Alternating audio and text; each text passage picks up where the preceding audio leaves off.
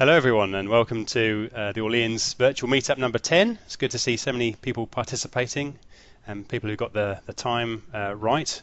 Apologies for the confusion around that. And this session we're going to devote to looking at Orleans roadmap for 2.0 and Sergey, who needs no introduction, is going to take us through that. So please take over. Thank you, Richard. Welcome, everybody. So we're going to be talking about plans of what we called, recently named it the Orleans TO, and sort of explain why we call it that way. So we had a roadmap discussion back in January, and I copied one of the slides from there just to show high priority themes. And as you see, the core CLR compatibility has been at the top of priority list and has been one of the, if not the most asked for features and development direction. So no surprise, it still is. And I'm sure most of you, or all of you probably, are aware of the bumpy ride of the core CLR story.NET core, how it's still going out with the original promise. Regardless, that's a big opportunity to make code run anywhere you like, which aligns with Orleans, one of the Orleans tenants. And there are some expectations beyond just portability. So let me see if I can. So here's what's kind of the key things with core CLR as we see. So in good, bad, and ugly style of describing it. There's a lot of good. And the portability across operating systems, smaller footprint, better modularity, and things like that. So all of that is needed, and we need to strategically align with that direction of sort of where .NET is going in general. For example, there is a big desire to run Orleans in Docker containers, and for that you need core CLR. So there's, I think, very little convincing needed to say that we need to be on core CLR. But as you know, it's been a bit disruptive the way that core CLR is being rolled out. Some features get removed. Some features get removed that are promised to be back in the future updates. And then tooling is still evolving, and the tooling kind of went through certain cycles, like DNX and .NET CLI and project.json versus CSproj and back. So that sort of presents the challenges. But the general idea of why we came up with the thing of calling the next version is Orleans 2.0 is that to be core CLR compatible, we'll have to make break-in changes. And instead of just making those changes that needed for core CLR compatibility, we thought we also have a backlog of changes that people have been asking that sort of long overdue. And we could bundle all of these break-in changes together in one major update. That's why it's 2.0, to get both the benefits of .NET Core, but also bring the changes people have been asking for, and some of them since the beginning. So examples, right? The CodeGen build process changes with the tooling, and that's been one of the confusing part in the going back and forth with the DNX and CSproj and whatnot. But also the features like app domains are removed, so we have to change how we discover assemblies, how we load them. And independent of that, there's been a request or a series of requests to make loading of grain assemblies, application assemblies, more explicit, do less magic, and instead of auto-discovering them, make at least support the more explicit specification of which assemblies, which types to load. So those changes seem to align pretty well. Serialization is really the biggest issue on the technical side for us, because the binary serializer is not there in the original version of core CLR, and that's been the fallback for .NET serializer. There's a lot of discussion there between Core CLR team, Orleans, and other distributed systems project, and not only distributed systems project. So you've probably seen on GitHub, there are some more subtle API changes that happened. So that's the idea, to use as an opportunity to restructure the set of binaries and NuGet packages to sort of apply the learnings we accumulated over like more than a year and a half of Brian Orleans' open source project, and get to SANA naming convention or of binaries, SANA structure of NuGets, maybe move some of the core contracts and interfaces that sort of, in the hindsight, would make sense to put in a separate package, in a separate binary. Kind of look at those opportunities to sort of refactor the whole structure. And the hope is that those changes will not be very disruptive. You would still need to change the NuGets you use, but shouldn't require too much of a code change, really. Likewise, configuration dependency injection, we've been evolving on that front, but there's some ideas to make more drastic configuration changes to simplify it and make it much more DI friendly. And this is an opportunity to consider it. Again, if we break something, let's break it once and not keep breaking stuff. So let me go forward to talk about the approach we sort of considered, debated, and here's what we came up with. Sort of, for us at least, it's a traditional nomenclature, kind of crawl, walk, run. You want to get to the perfect solution at some point in the future, but you can't get there immediately. So instead of running right away, targeting lots of changes and features, you break it into the phases. So the goal for the crawl phase is to just get .NET Core compatible binary, so that somebody could build a Orleans-based solution on Core CLR and deploy it and run it. And the second phase we call walk, we would also add support for testing it on .NET Core. So in the crawl phase, the idea is that we can test on full CLR, because that would leverage all the tooling we have. It wouldn't require us to redo a lot of the test infrastructure. So we can get these compatible binaries out there quicker, so that they're available for use and for testing. And then in the second phase, in the walk phase, we'll pool all automation and testing, so that we can guarantee the same quality that we do today on full .NET by running all the same and more tests and performance tests, reliability tests, and distributed tests on Core CLR, so that we can say definitively that the same guarantees are provided. And then the run phase is to really go cross-platform, that you'd be able to run on other operating systems, and we need to do testing to prove that. So that's why, like, I tentatively mark them as 2.0 is the original release, 2.x, which we don't know, it may be 2.1, it may be 2.5, depending on how fast we go and how many releases we need in between.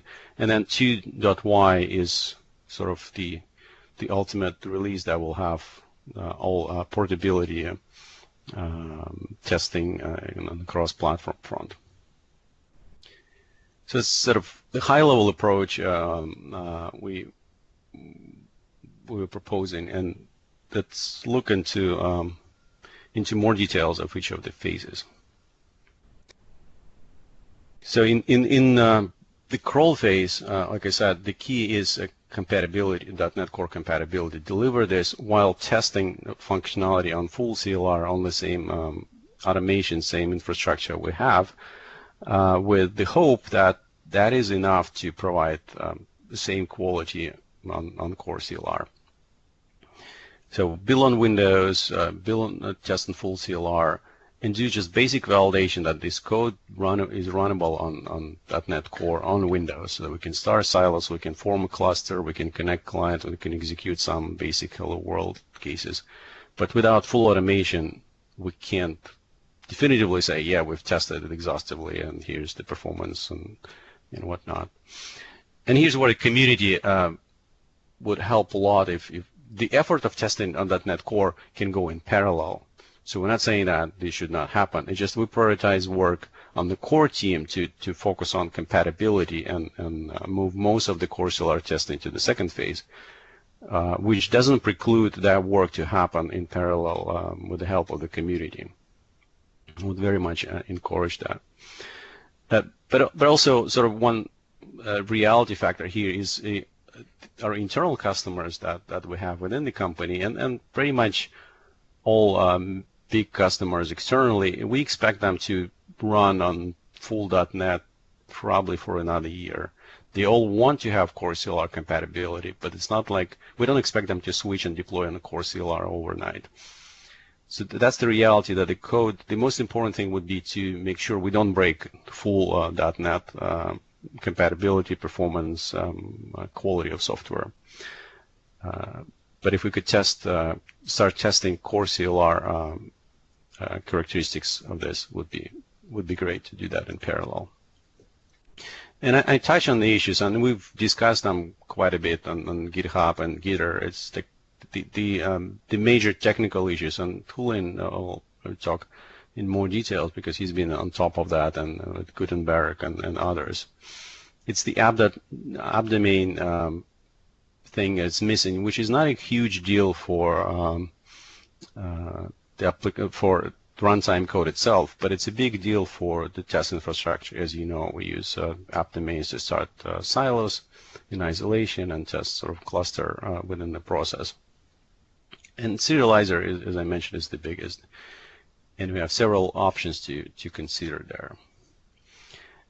So we will not have a fallback binary formatter. There are several potential routes to go. So your application is simple and doesn't really require a lot of the system types to be serialized, then maybe you will just work with sort of application types being sent, or primitive types, or those that we have built-in serializers, and exceptions that the application throws. Our feeling is that that would be a minority case, for a simple case where you have very simple grain logic. For something bigger than that, either the application would have to run more aggressive code generation, which can be done today via attributes, and we can probably extend that to, say, run against a given binary, run code gen against a given binary, and with some maybe filter what types to pick. Sort of the thorn in the back there are exceptions, because with the CLR in general, you don't know what exception a certain function may throw, because it may call into several layers of libraries, and exceptions are supposed to be serializable with binary formatter, but since binary formatter is currently gone, we can't serialize it as is without the code gen or runtime code gen or certain hacks around it. So that's sort of a big issue. It's solvable. Like, we know what to do there, what options are. Just a matter of trying and deciding and seeing what coverage we get.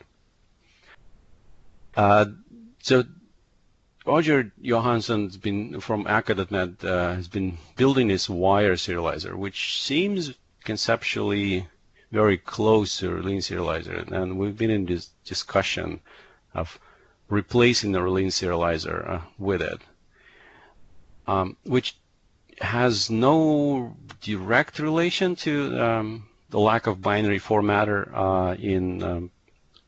in core CLR .NET Core, but it's sort of, as we look at serialization options, it could be a good time to try and consider getting for a Lean's code base to get out of potentially serialization business altogether and leveraging some external solution like Wire or others. We're unaware of other options that would be as flexible as our Lean serializer, but again, we may not know that such options exist.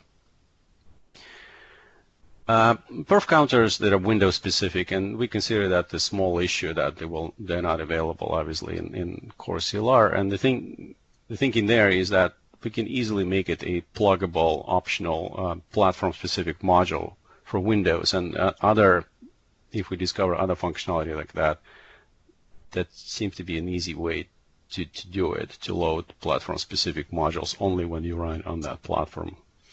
Otherwise, kind of have conditions for that. So that's sort of the crawl phase where kind of we spend most time thinking what's left, what we know, what we don't know, what we tried. Like I said, a lot of work has been done with the community, and Julian's been sort of guiding this, but I mean, Gutenberg's done enormous amount of work, a number of branches and changes to DNX and back and whatnot. So we think we're in much better shape now than before. Now, the walk phase, like I said, is mostly about getting the same level of test and quality assurance on .NET Core. So there is some question about tooling integration and code gen as part of the build and things like that, but nothing seems scary. The intriguing part there is the question whether we can leverage containers or not. Like I said, there's a lot of interest in Docker, so if we could leverage like lightweight containers for tests as the means of isolation for silos, we can start with running that on Windows, but then for the run phase, we should have very little cost of applying the same test approach, same test infrastructure to test on other operating systems like Linux.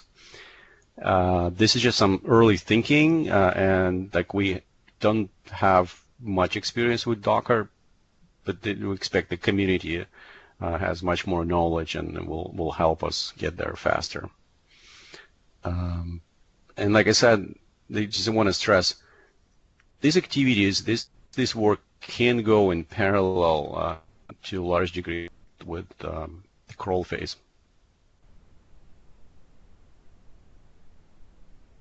Some minor points like patterns for platform specific, as I mentioned, for perf counters and other stuff. So maybe there is something in Linux that we don't know that would be nice to have a platform specific component.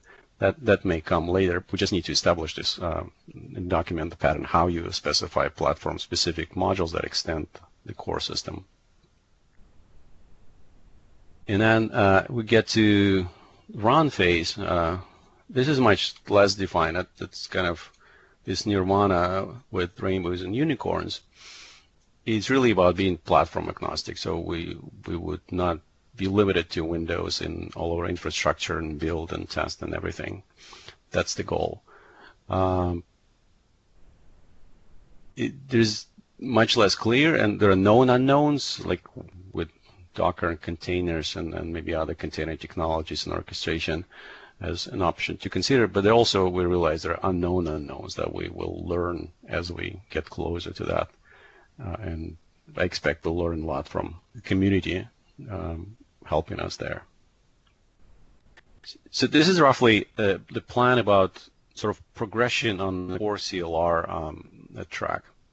But we, of course, realize that everyone runs on the current version, and we don't want to break that. We don't want to abandon it or kind of disrupt general development. And here's the approach we consider, we've thought about we would take for that. The key thing is that sort of we'll have two branches. So one is V1 branch, which is the current master where all the development is happening.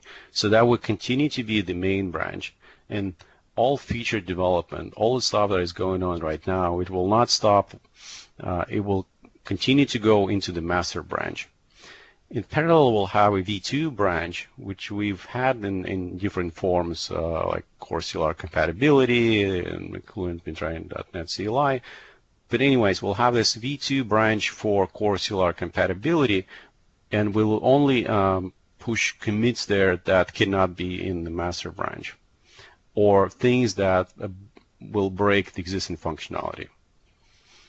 So sort of that's the plan, that we'll have these two branches, and we will continue doing releases from the V1 branch. Like 1.3 is just around the corner with the last PR that we're reviewing for geodistribution. So we can have 1.3.1 or 1.4 while working in 2.0 branch for 2.0 for core CLR specific and for breaking breaking changes in 2.0 branch. And then only when we reach parity, only when, for example, with serialization, we get to the same level of functionality that we have in 1.0 branch. And it may be that when the binary serializer comes back to .NET Core, which is currently promised for Q1 to Q2 of 2017. So if the binary serializer comes back and we can guarantee the same level of functionality into O branch, then we'll switch to 2.0 as the main branch by merging it into master. That will not preclude us from releasing patch releases from the V1 branch. We can still do patches and bug fixes and porting some, cherry picking some changes. But once we merge to 2.0 branches being the master, we'll stop active development in V1. We'll only use it for patch releases.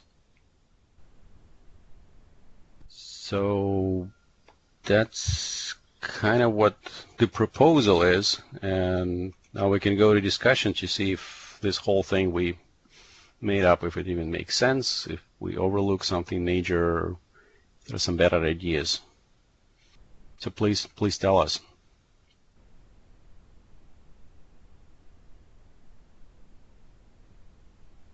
Deadly silence. I see there's 21 participants. Deadly silence. I think that's good, isn't it? Yeah. Looks good to me. Looks like a very, very sensible, pragmatic plan. Does anyone else have any questions or comments? Or Yeah, Sergey, can you hear me, guys? yes, we can hear you. Yep. A quick question. You are saying that you are only managing V2 to V1 when you have feature parity. Okay, it makes a lot of sense, but some things that we can do in master, for example, if we reach to a plan to replace the binary serializer with wire, for example, why can we do that in master and release it as a V1 update, and then later on merge it back to V2? So if you make sure, Umberg, I understand it. So if we replace, say, our serializer with wire, and it gives the same level of functionality, then that kind of change should go to master, because it's not going to break existing 1.0 users at all. I agree with you. Okay, but so go ahead. The thing is that the thinking is that the wire will not be magical. It will need to fall back to something, because it also requires runtime or compile time code gen. So if there are types that you don't have serializer for because they use private types for their fields, the suspicion is that we still need a fallback, and if that breaks feature parity today, then we'll have to think hard. Yeah, I got it. The same applies to oops. Something happened with the audio. Sergey? Yeah, you're going fine now. There's some noise. Okay. Go ahead. So one last question regarding this merge. For example, you mentioned the performance counter. I was talking with Julian yesterday, and I think we can do the performance counter extraction from the core right now, actually. We can be one. Right, and I think that's an example of a non-breaking change. So if we add a module that is optionally loaded on Windows automatically, then again 1.0 users will not see any difference. So perf counters will continue to work. So to me, that's an example of a change that should go to master. It doesn't need to go to O. Okay, because as much we can avoid a later big master blaster merge is better. Yeah, so only things that cannot go to master don't go to O branch. Mm-hmm. Atla, yes, that's the approach. I'm just replying to Atla message here. That's the approach that I was talking with Julian yesterday. Basically, I'm leaving the stats inside the core, inside the Orient DLL. Just like this. Oh, guys, there's some noise there. Gutenberg, I think it's your feedback. Maybe if you have headphones, or maybe lower volume at least. Okay, let me try again. Are you hearing me? Yep. Thanks. Can you hear me? Yep. Yeah. Okay. So I was saying my plan with the statistics and the perf counters is to keep the statistics inside the core just as it is today, and there is a class there that push the data and write on the performance counters itself. So I plan to have that class moved to be behind the telemetry consumer. So basically, if you do the same thing, nothing will change on the statistics collection, but instead of the performance counter will be optional. You have to register the counters as a consumer of the telemetry, so you can receive the counts from there. I'm sure we can work it out. We can make it a non-breaking change, and yeah, we don't have to decide on the details now, but something like that should work. Mm-hmm. I agree. Can you get back to that walk slide? Yep, let me move back. This one? It's loading. Yes. Regarding the code gen, Julian just find out yesterday, actually today, send me a link that we can keep the CS proj for now, the MS builds for now, and we can actually put it to target to .NET Core. We don't need to move to the xproj or project.json from there. Yeah. So let me clarify that I am following some guidance on that. It still didn't work for me, and this is new. That's why I don't have a branch ready for people to start using. But yeah, the idea is that if we, for now, until at least the .NET Core tooling RTMs, which is currently in preview, like if we can avoid using that tooling because we actually have custom builds for the built-in codegen, we will prefer to stay there. That's why this is in the walk phase for now, not .NET CLI for build, and not in the crawl phase. Initially, at first, we will try to stick with CS project. So yeah, but again, this is still all in flux. I tried it locally. I get a lot of errors in Visual Studio, but maybe there's some manual steps I can take in order to overcome them.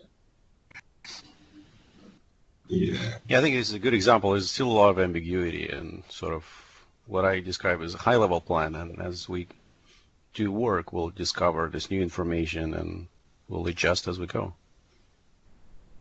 I'm just concerned one another point. You said that we should change the test framework.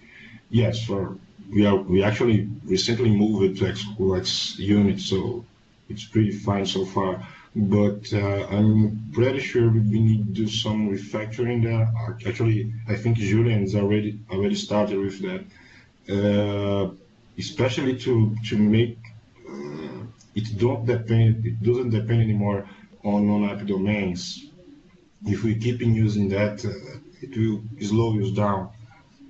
So just to clarify, no, I've been doing some testing in .NET Core, but none of those tests used an actual in-memory silo. So I haven't done any refactoring to get out of app domains. So that's why, at first, at least for the crawl phase, we will just continue to use the same approach in full .NET, even though the Orleans binary is .NET standard. Again, as Sergey mentioned, if people help us, like, there's no reason why these can't go in parallel. If people start removing the dependency on app domain in the testing framework, sure, we will take it gladly. But yeah. At least our priority at first will be just reuse what we have in testing. Yeah, so what I stated is the minimum thing we want to target. That's kind of what we're signing up for. But on top of that, the more can be done, the sooner it can be done, the better. If we can move away from app domains in the crawl phase, that'd be awesome. Yeah, so Ashkan just asked, why can't we use processes instead of app domains? Actually, that's one of the alternatives we are looking at. It's just some code that we need to run, like either that or containers, because if we move to containers, that can also give us like other benefits than just running unit tests. But yeah, that's something that is feasible. Right now, we do have several test hooks that we basically call from our test to the silos in the remote app domain that need to be migrated to some other sort of communication, where that's through basically test hook grains or through interprocess communication. Then yeah, that is all solvable. It's just that it's extra work that we need to prioritize somehow. Sure. Yeah, I think that the app domains, processes or containers will fall in the same situation where we have to put up some kind of IPC to make it to communicate. It's the same problems. Right, and again, there's stuff that we could do by just having grains that are made, or system targets, or I don't want to get technical, but we could manage the remote silos like by having some more grain calls. In theory, we don't just spin up new app domains. We also kill them. We also have these test hooks to modify their runtime.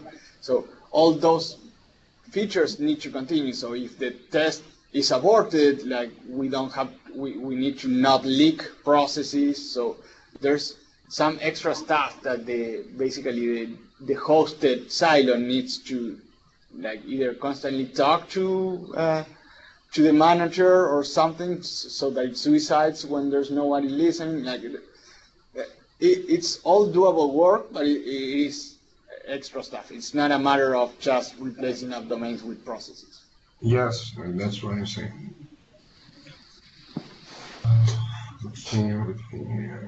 Regarding the assembly loading, we actually started some work. I actually did that with William to try to make some sort of catalog where we can explicitly say, hey, load this assembly, and the catalog would get all its dependencies and push it inside to be processed by the code gen. Is there any suggestion for a different way to do that? To be fair, I still need to get back to that to be able to provide more feedback, but also the community is welcome too. Initially, I would like to at least explore the possibility of copycatting ASP.NET, if it's possible, with the assembly parts or application parts. One reason why that would be nice also is if we end up separating serialization and no longer be a concern from Orleans. Right now, we basically just have an assembly catalog, but we do the same assembly scanning, which again might be fine. It's just that it might be also good to try to emulate them as they have a lot more experience with targeting multiple platforms. Okay. Gutenberg, I haven't looked yet. I haven't found time yet, so I don't have an opinion. Sorry, I haven't looked at the code. It's on my list. Okay.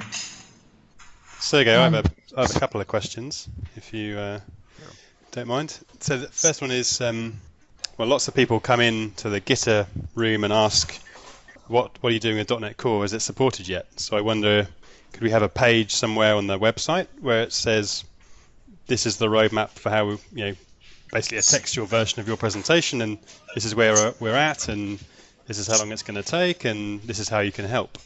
And then we can just point people towards that, and it kind of answers their questions for them. I think it's a great idea. Yeah, I think that's a great idea. And also one thing is that I've been lately updating the issue that we have for the port. At this point, the thread discussion is extremely long. I don't know what's the right choice here, whether we want to basically start fresh with a new issue, or we continue to update that thread. At least what I did is update the list of pending items. Thanks, Ruben just linked to the issue I'm talking about. It is a possibility to basically close that issue because it was done a very, very long time ago and start fresh, or keep piling on that one. I'm fine either way, but I like your opinion. I wonder how much of that thread is still relevant, being how much has changed since it was started. If there isn't much, then you might as well start again, I think. Or maybe split this into smaller issues that we can have then more focused discussion. Yeah, I think if we will have a new page on the document saying, hey, this is how we want to tackle the .NET Core compatibility, and this is what we are doing. And then from there, we link to issues that are actually work for each of those tasks. For example, there is a performance counter checkbox there on this issue. So we can put this performance counter work, a description what must be done on this page, and then link it to the specific issue that's actually working on that specific case. So basically, you have a lot of issues, one for each topic that is used, instead of having one single issue with the whole checklist. Yeah, definitely. That's completely doable, and I think it's a good idea. So I will I'm all start for it. splitting into more issues. And now, if you look at it today, basically links to PRs, but I think it's a nice idea to link to actual issues. So, and then the PRs will be linked from that. So, all right. Yeah, so something similar with what I did with the AWS stuff. You have each one of the tests with one specific issue. Yeah, I think it's a great pattern that you did with AWS. Just have structure of issues and then we can link PRs to them. I agree. And there is no need to stick to 368, issue 368. When it doesn't go away, we put a link, and anybody who's interested in the history can always load it. Mm-hmm. My other question, Sergey, was have you had any interns in this summer doing interesting work on Orleans? Oh, excellent question. So I wanted to mention it, but I forgot. Sort of was not a topic. I can weigh in on that if you want. Yeah, so let me mention. So first, that's Phil. So we have Malavika from Caltech with the core team, and she's been looking and exploring various deployment options like VM scale sets and YAMLs and this is kind of stuff. I mean, she's still pretty young, right? She was a sophomore. She just finished her second year, but she was doing this interesting work and integration and improvement of samples and documentation, how to deploy to Azure with less friction. But then Phil had 2 PhD interns, obviously much more senior people, and he can talk more about what they've been doing. They're just finishing this week, literally. Yeah, so we have added indexed classes to Orleans. So you can choose properties of a class to be indexed.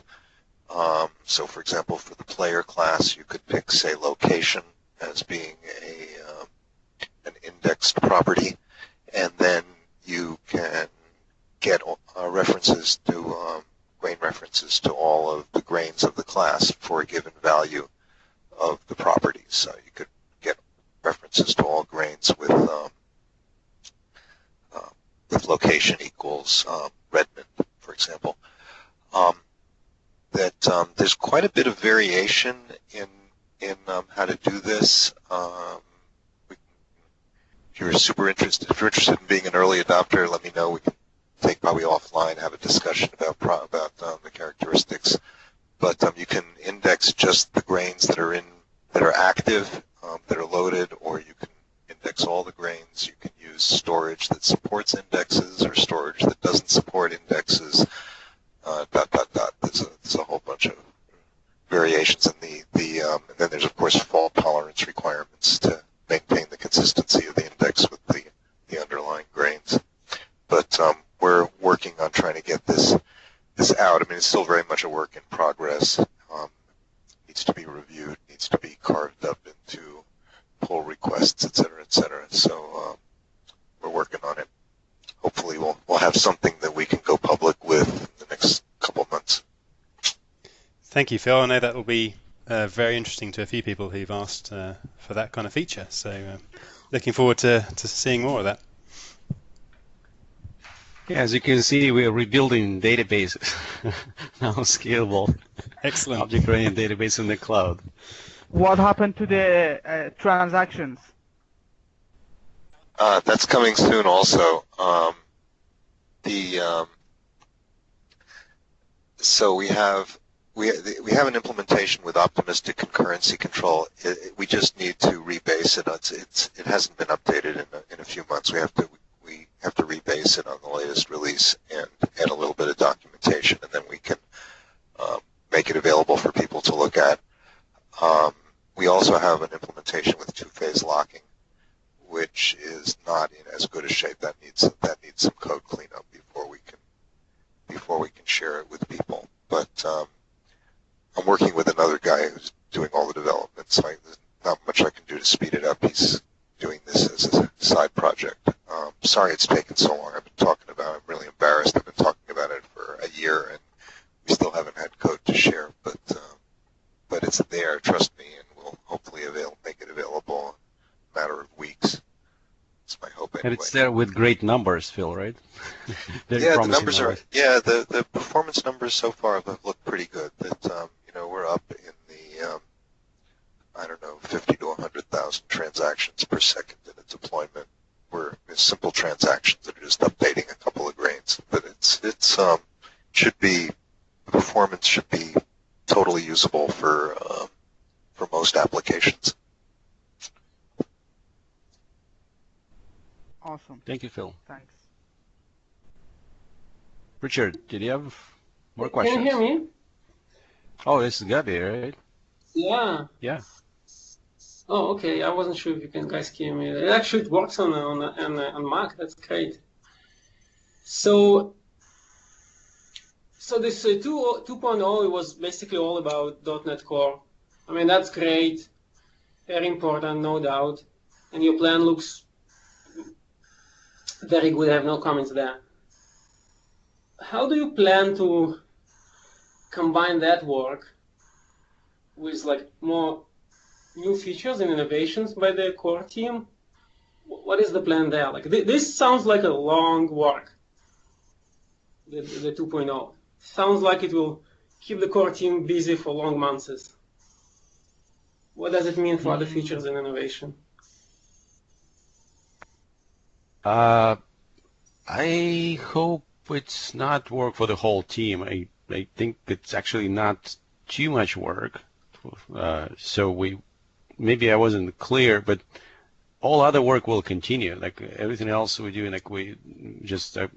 Benjamin was ramping up on, for example, in-place upgrade. He's gonna kind of think through it and come up with the proposal there. There's a lot of work on the streaming, as you've seen, that Jason's been doing and busy with that part. None of that stops or slows down.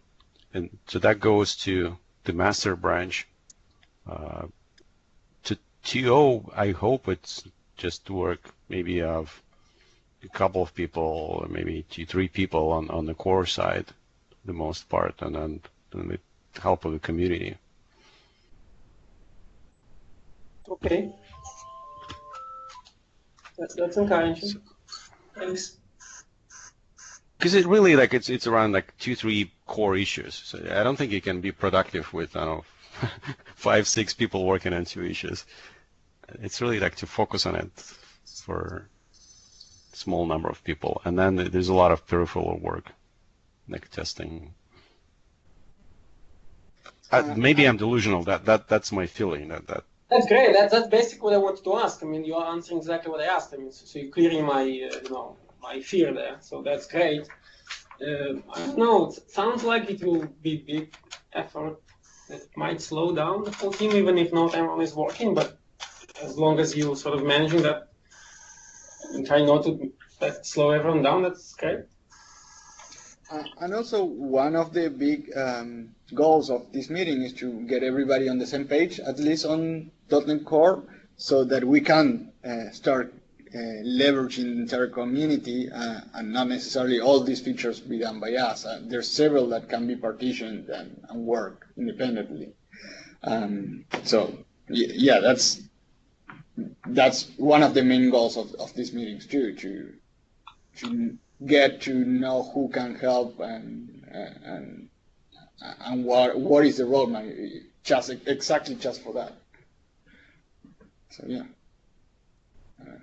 So just like especially because there was watching from because the there was side, a lot of confusion about core. Oh. Go ahead, Gabi. No, sorry, you were saying? I'm saying I'm they just need watching to from the clear. side and just a little bit scared of this heroic super migration effort that will just be very costly. No way I'm saying we should not move to .NET Core. I'm just scared that it will take a lot of efforts and slow everyone down. Yep. Gabe, think on the good side. You have a lot with the .NET Core effort. We have a lot of refactoring that will probably bring some things up. For example, we have to decouple a lot of things in order to be replaceable. We will introduce DI. We have a lot of benefits from this effort, not just move for .NET Core. Yeah, no, I agree. Yeah.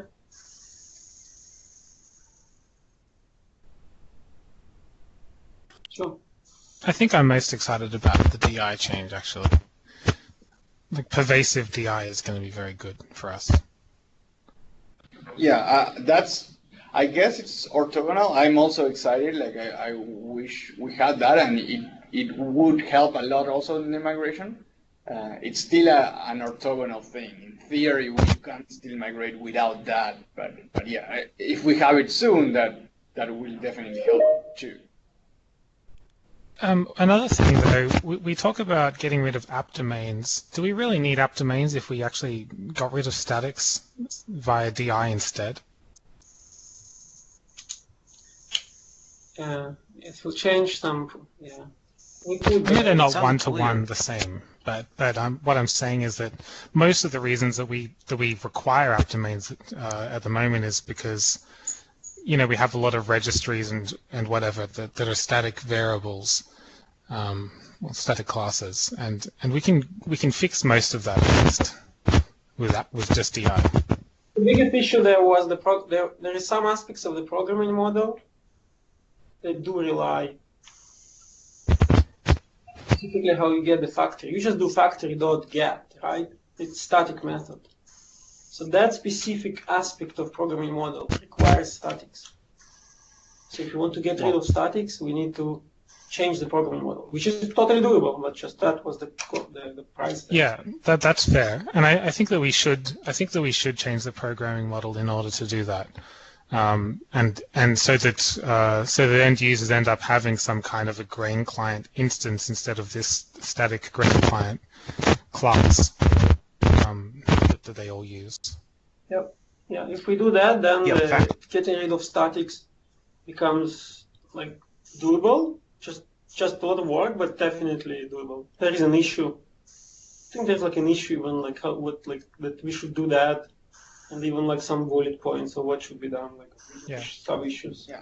Just not it also allows us to have multiple silos, connect to multiple silos from one endpoint. So you can have an ASP.NET client multiple clusters. So you can have an ASP.NET client that connects to multiple different clusters, which is a good addition as well, I think. I completely agree with that. I don't want to continue the conversation this much here, but as an idea maybe or a trigger for others, this doesn't necessarily have to change the programming model everywhere. So we could in theory leverage something like async local or something where depending on the context, we can get the correct factory, and the user doesn't need to know unless he explicitly wants to target a different, factory. And at that point, you might have to change or add to, or have a way to add to the current context what is the target size. Yeah, well, hold on. Let's not get into too technical. We have 10 minutes or 90 minutes left. But just to add to that second part to what Ruben was saying. So statics is one part of it, and part of it is already solved. Like factories are not actually static. Haven't been for a long time. It's the client. But besides statics, app domain is kind of like a mini container, so you can shut it down. You can unload binaries, and that was the other reason you can cleanly shut down your test silo, as opposed to kind of not know really if those objects are collected or not, if they're still in memory. And this is where if we could leverage containers in the end, that would kind of kill 2 or 3 birds with one stone. Does it make sense what I'm saying, Ruben? Yeah, you're right about containers. Is that right now we can do that for example, we can change the test framework to use containers because there is no containers on Windows at all. We have the Azure Container Servers and Windows Server Container Server, but it's not freely available. It's so complicated. That's one of the reasons that we put it in phase 2. To reduce the work in phase 1 and have binaries that are runnable, but also by the time we get to phase 2, hopefully things will be better, like on client OS. They started to introduce the containers on desktop machines. If you look at the Windows 10, there's an option, we can enable that there, but still in preview and not something we can rely on right now. Exactly. So by the time we're getting to phase 2, maybe there'll be even more. So it's kind of pays to wait in some cases. Yeah. Save it for. While we've got Roger here, or Roger, I think he said is how you pronounce it. Can the wire serializer serialize private classes? I'm not sure, because I haven't looked into the code. I'm not sure how the code gen for wire actually works, if it's Roslyn based or if it's purely IL or what's going on. But it's possible that we could add that kind of a feature to wire and then not worry about binary serializer at all, because it's very doable.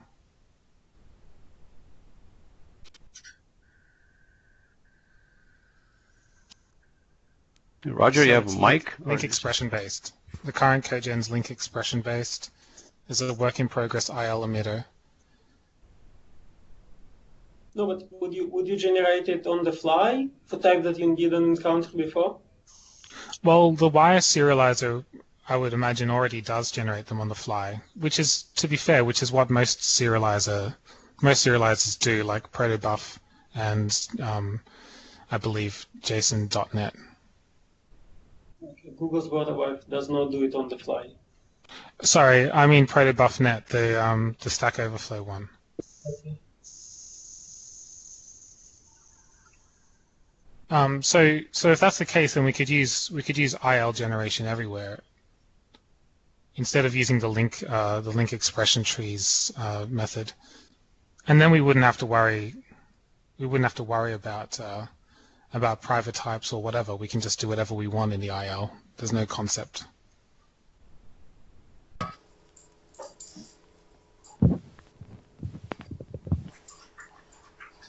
Richard, are you there? Or are you? I am still 5 here. minutes Yeah. left. Since you managed the recording, I'm give still time here. management to you. Does anyone else have any questions before we wrap up? We've got about 5 minutes left.